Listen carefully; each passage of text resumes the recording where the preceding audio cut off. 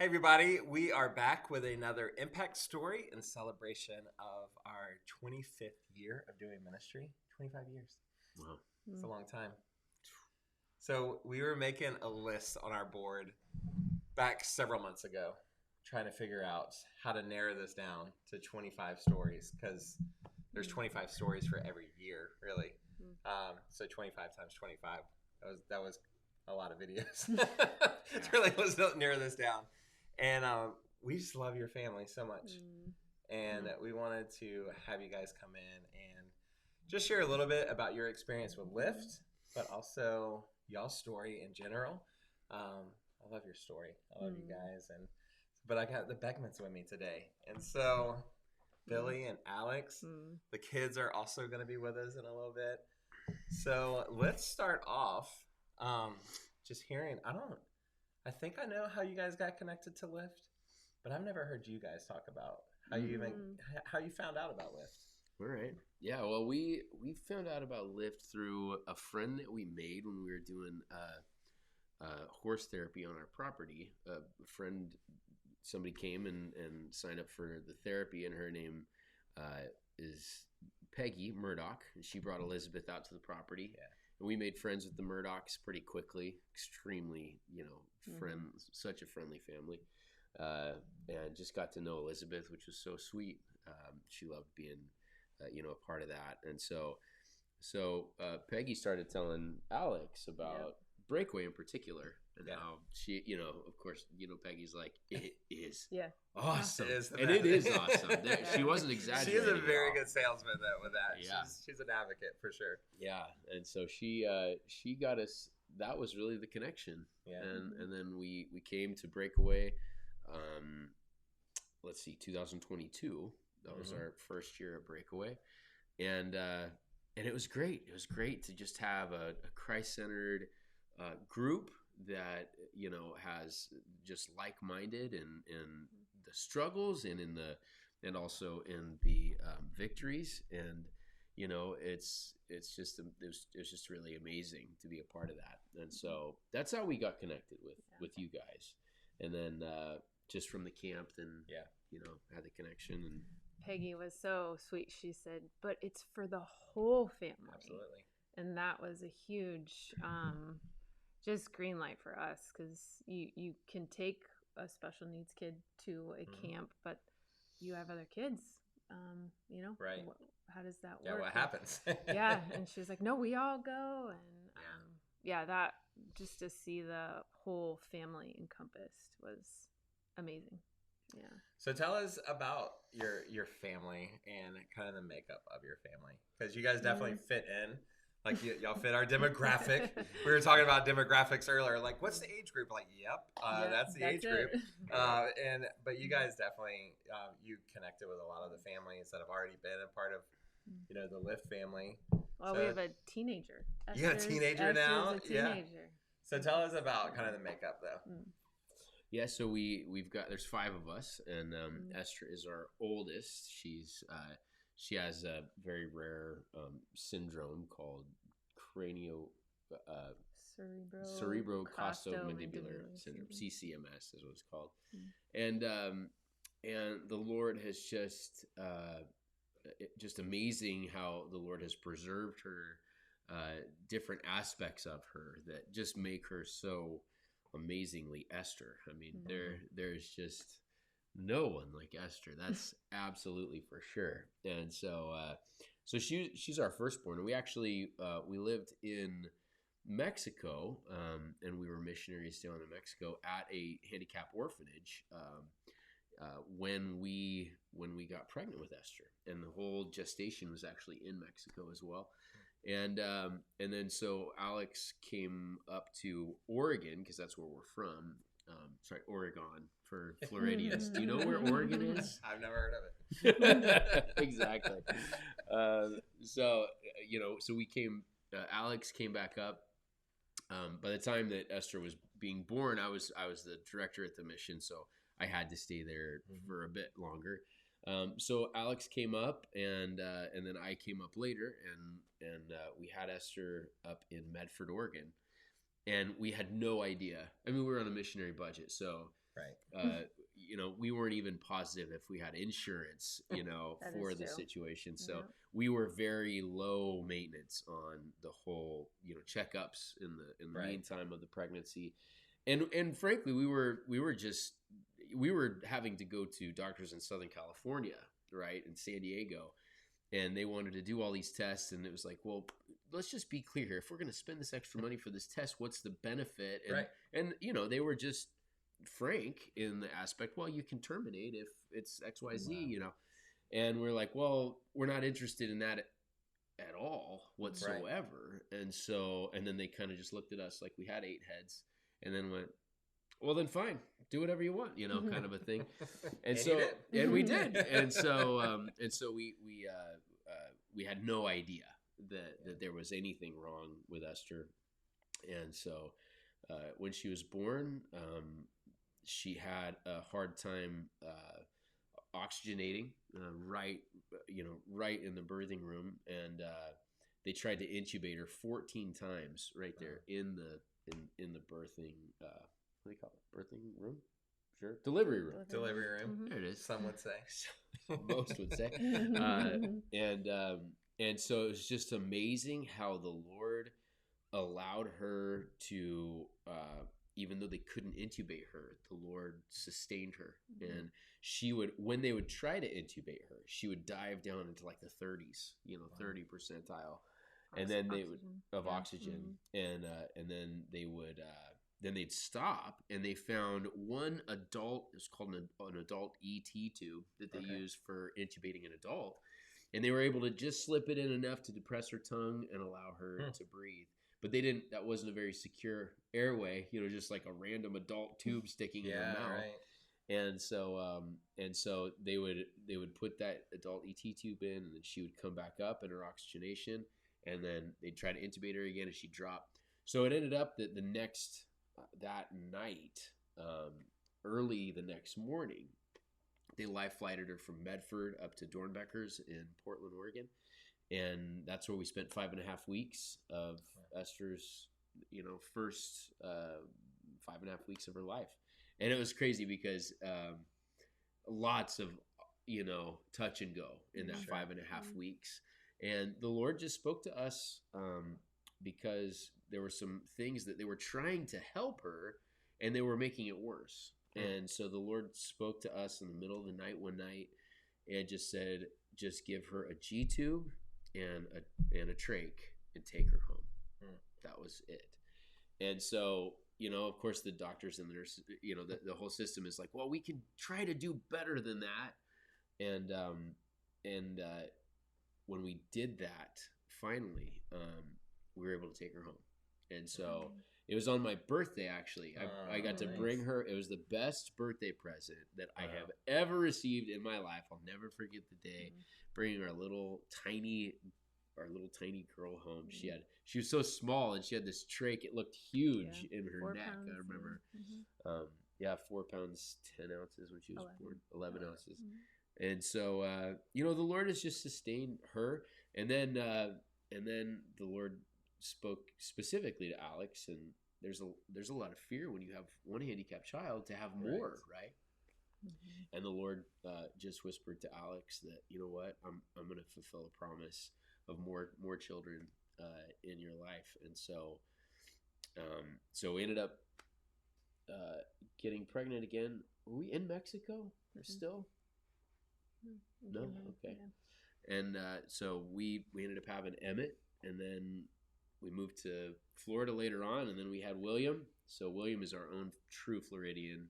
Hey, I know I connected with William. Yeah, it's true. Us Floridians, It's so neat to have worked with handicapped kids before Esther was born, and before we even had kids. Yeah. Because when you're just married, 22, 26 years old, we don't know children at all, let alone the Lord really just placed a love for handicapped kids, unbeknownst to us, immediately in our heart, working in Mexico. Yeah. And then prepared us so clearly for Esther. Yeah. I mean, there was one girl in Mexico I really wanted to adopt. And we were not even 6 months married, and that was not a go, but it's almost like the Lord just said, wait, I've got a girl for you. Yeah. Just wait. Wow. And Esther was that special blessing. Yeah. And something that was very clear to me, because I had been at the mission in different seasons, and that ministry, because these were not just folks with handicaps. They were truly orphans. I mean, some of the stories of these kids in Mexico of how they were found are just, shocking. And so to bring them into this orphanage setting, to love on them, to minister to them, to share the love of Jesus with them,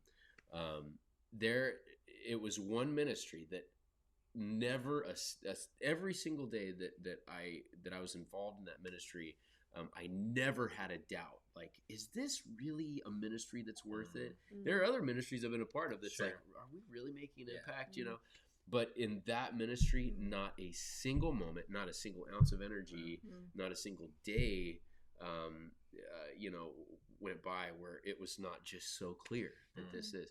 And we got to see those individuals with disabilities ministering to people. Wow. That was the bottom line of the mission. Because as folks would come down to, change a diaper or to feed someone or to give them a shower or to read with them or whatever, they thought they were there like, oh, they need help. I'm here to serve. Yeah. Exactly. And they would constantly be confronted by their own, materialism, by their own selfishness. I mean, so many things that when you're there and ministering to those kids, it's like, I'm complaining because my Wi-Fi got cut off. Yeah. Like this is, I'm so, there's such a selfishness, but it's awesome to see that ministry happen. And so the Lord really spoke to me when we left the mission. I got to take one of those ministers home with me.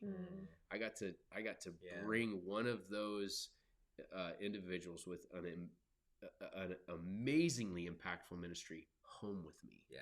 And I have seen that in Esther's life. Over and over and over again, that the Lord works through her. She really is a shining star. And we've prayed for her ministry, and we've seen it. You've experienced. I mean, for sure. Anybody that's been around her has experienced. Yeah. It, so I love being around people. That the sovereignty of God is just so evident, and it, I mean, God's sovereignty is evident if we truly are looking for it. But then there's other stories where just like God was clearly at work, right? Like even in y'all's position on who you were already serving and preparing your hearts to be a parent of, a young person with disability. Like that's not an accident, right? Like it's just not. And God does crazy things, and we think, well, that seems like a roundabout way to prepare two people to be a parent, right? But he does all the time, and he's not beyond that, and his plans are so much crazier than our plans, and how we would prepare ourselves. Like you probably would not have done that on your own, right? But God's like, I've got the perfect training ground, and not that was a stepping stone for something, but like I truly believe it prepared your hearts and your ministry that you guys were going to be leading, and Esther was going to be leading eventually down the road. How did you guys end up all the way from Oregon? Oh, nice. See there, I'm a quick learner. How did you like end up in New Smyrna? All the way. And when people think of New Smyrna, most people they think, oh, I go to the beach there. But you guys are not at the beach. Like you guys are in the country. Right. How in the world did y'all end up all the way? Like, I mean, about as far away from Oregon as you could possibly get. And now you're like on a ranch in New Smyrna. Yep. And nobody even knew there was ranches in New Smyrna. So how did you guys end up there? Well, I'll let Alex do that one. Well, Esther got to a point with her healthcare in Oregon that we just needed to take another step. We tried different doctors for her back. She was starting to get some curvature in her back with scoliosis. So we exhausted Oregon's healthcare to a pretty good degree, a little bit up in Washington and then even Sanford, California. And just the Lord was very clear to close those doors. but the need was still there for her to really proceed in a different procedure for her back. We needed something. So we looked into, I think it was Philadelphia and then Chicago or 2 other options. And then Orlando was another one that we just looked to see, well, I wonder if they have this rod, specific rod that would help her. And then my brother actually lived in DeLand. So I was like, well, let's, I know Orlando is Disney World. That was like a pull at the time when you have young kids. You're like, well, Disney World, there's something, inviting or appealing. So we looked, and we did get tickets to go to Disney World. And then we also got an appointment to just see if someone would take Esther's case. It's so unique that it wouldn't be like, we can't just, oh yeah, we'll do it. It had to be accepted and digested by the doctor a little bit. So we did. We got to go with the family to Disney World. And then how old was Esther at the time? She was 3.5. 3.5. She just turned 13. She just turned 13 this month. 10 years ago. Yeah. And the doctor said, I mean, for us, that after just trying pretty much 3 different states, that was an open door for us to just take the leap. And there was a few other, my brother being here and a couple other things that just all lined up. When we moved here, though, nothing worked out. None of those things. The reasons you thought you were going to be here. There was like 3 specific things that were very evident, like that pulled us. And then moved here, and all of that, came kind of crashing down, not in a bad way. Yeah. But it took that to get us here. And she ended up having the surgery 2-3 years later with a different doctor, but in Orlando, and changed her life completely. The curvature was, 110 to now, I think she's around 50. 110 degrees. So huge difference. And so I don't think otherwise we would be in Florida. But there's just really, really great opportunities for Esther here, and not only healthcare, but friends that you guys. I mean, you never know fully the depth of blessings that the Lord has. Would we move just for an unknown people group? Right. I don't know, but would we? But we do now. When your girl needs help, the answer is easy, but then you see so much more. Yeah. So the deeper pool was definitely this, but then we've just seen layers of blessing just come about in our family's life because of it. Well, selfishly, we are extremely glad. The whole Lyft team and so many of the families that we get to serve are so thankful that you guys found your way to Central Florida, like in a roundabout way. Like, who would have thought, right? And here you are. I don't even know. This video is going to air before Breakaway Camp. So, and you're our camp speaker this year, Billy. Yeah. So you knew that. I'm not announcing this to you. But again, just the progression of blessing and how you see things unfold. I'm thankful and looking forward to Breakaway. And if we were to do this video again after Breakaway, like, we could have even more stories, right? You're right. You're like, oh, can you believe I said that? Who knows? Yeah. You don't know what you're gonna say at this point. Oh my! But we're just so thankful and for you guys being a part, and that Peggy introduced you guys to us, and you guys have been very, very special. And so I wanted to shift just a little bit and see. One of the things that we've been doing in these videos is the Lyft impact stories is what we're kind of defining these as. And I know you guys haven't been a part of the Lyft family for years and years and years, but you've been, the last 3 years or so. Is there some stories that you guys can think of that you're just like, like that was not what I was expecting to get out of this camp or this experience or relationship that kind of rises to the top? of your memories and your thoughts of when you think about Lift Disability? One thing that I really do love about Lyft is Jim. Sincerely, honestly, I mean, obviously he's a man that has disabilities, and that has just not stopped him. Mm-hmm. I mean, there are so many times I think about Jim, and his. Honestly, I think a lot more about his abilities than I think about his disabilities. Sincerely, I mean, he's just an amazing man that we've been able to obviously get to know, and honestly, frankly, I didn't something that I didn't anticipate. Yeah. Right. That was just really amazing, and I think that was also part of the heart, like seeing Jerry involved in the degree that he is just so awesome. I mean, it's amazing. The parent time last year at camp, Jerry led it, and it was so impactful. Mm-hmm. We've been a part of other camps that were not Christ-centered, and there were times when the parents would get together, and it really broke my heart, and I had some of the opportunity to share, a message of Jesus and his love and the hope of heaven and things like that. But to see such a greater acceptance of that in this setting, that's just huge. That's just huge. And so, really great respect that I have for Jim, Jerry, and their ministries, and it's just beautiful.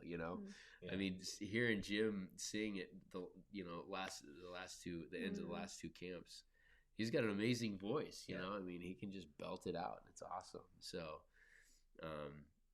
that's probably in my absolute candidness and honesty, that has been something with Lyft that has just blessed me hugely. In a massive way. So, what about you, Alex? Yeah, I the first year of camp, it wasn't evident, but I think the second year I really was so blessed because having a child with disability, your family, you want your child to feel the same and included, and you want everybody to wrap around. It doesn't matter, the differences. The differences aren't as big to us as they are maybe to the outsider looking in. But I've never seen that in an organization or a group. And I did feel that with Lyft at the last camp, and I'm sure I did the first camp, but I didn't recognize it. And I think it was very overwhelmingly good to see everybody there feel and work and be exactly who they were meant to be. And it wasn't different, like, oh, they're just different. It was, this is who we are. This is who the Lord created us to be. You didn't make a mistake.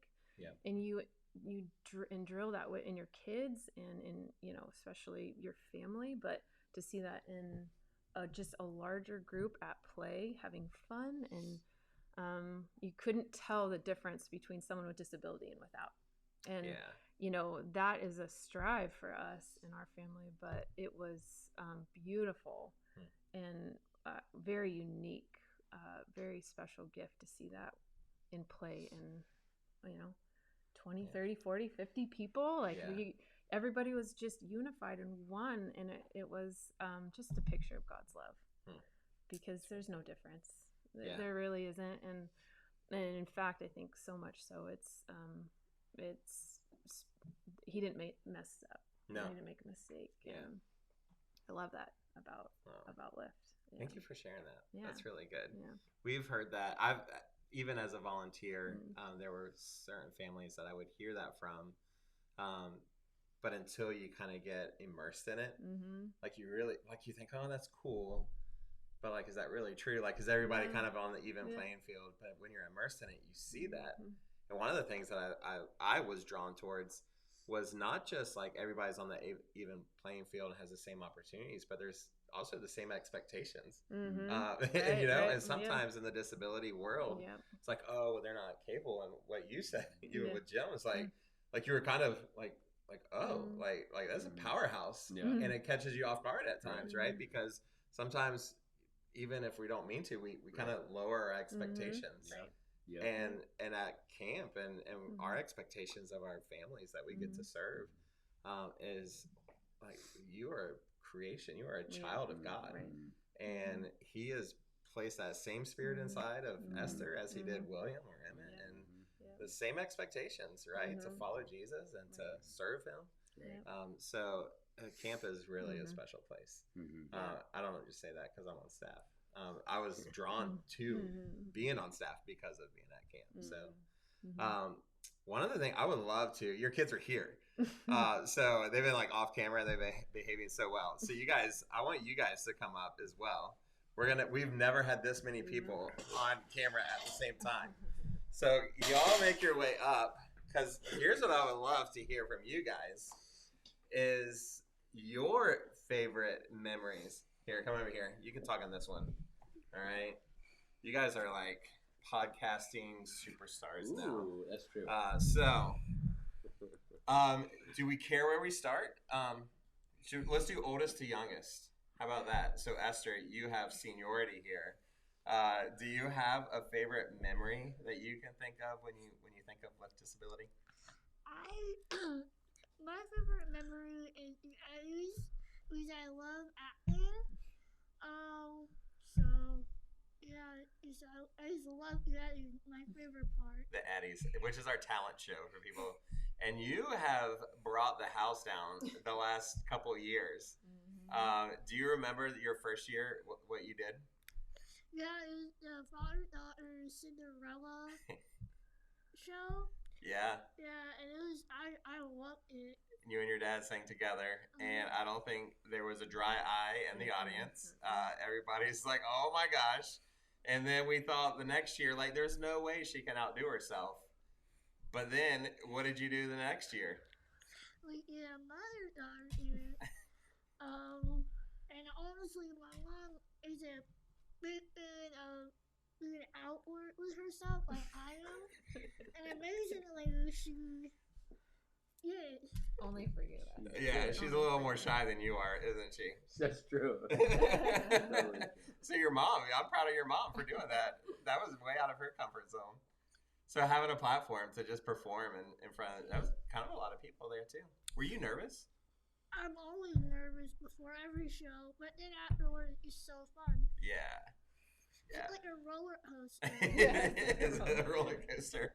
And you took everybody on an emotional roller coaster during those performances. All right, so we'll go one step down. So, best memory. Mine was the tubing with Elizabeth and Will. Nice. Now, our boat driver, sometimes he goes fast and sometimes he goes not so fast. Did he treat you, did he throw you off the tube? Well, he didn't throw me off. I held on well, but we tried to go pretty fast. Yeah, you got on to go pretty fast?